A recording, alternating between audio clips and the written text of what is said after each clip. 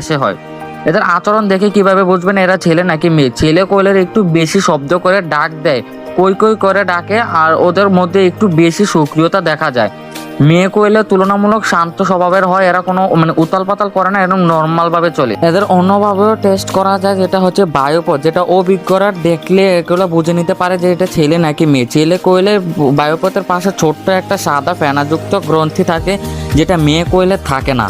এবার আসে আপনাদেরকে এর যে সহজভাবে কিভাবে বুঝবেন, আপনাদেরকে আমি একটা সামনে ভিডিও দেবো, যেটা আপনারা এভাবে একবার সহজভাবে বুঝে যাবেন যে কিভাবে কোয়েল পাখি ছেলে আর মেয়ে চিনবেন। আপনাদেরকে আমি এই কোয়েল পাখি হাতের কোয়েল পাখিটা রেখে তারপর আপনাদেরকে দেখাচ্ছি। আপনারা এই ক্যামেরার মধ্যে যেটা আপনারা এই সামনে আমার চিহ্ন করা যেটা দেখতে পাচ্ছেন, এটা হচ্ছে আপনার গলার মধ্যে লালচে একটা দাগ দেখতে পাচ্ছেন, বাদামি কালার, এটা হচ্ছে একটা ছেলে কোয়েল পাখি।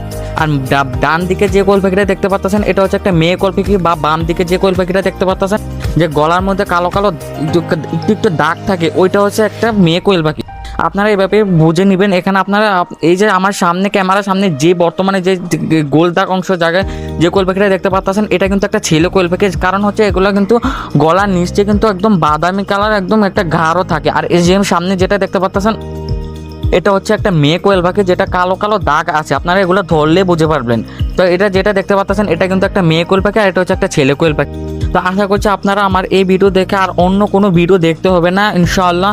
তো আপনারা যারা আমার এই ভিডিও দেখে আপনারা যারা উপকৃত হয়েছেন তারা আমাকে লাইক করবেন, কমেন্টে জানাবেন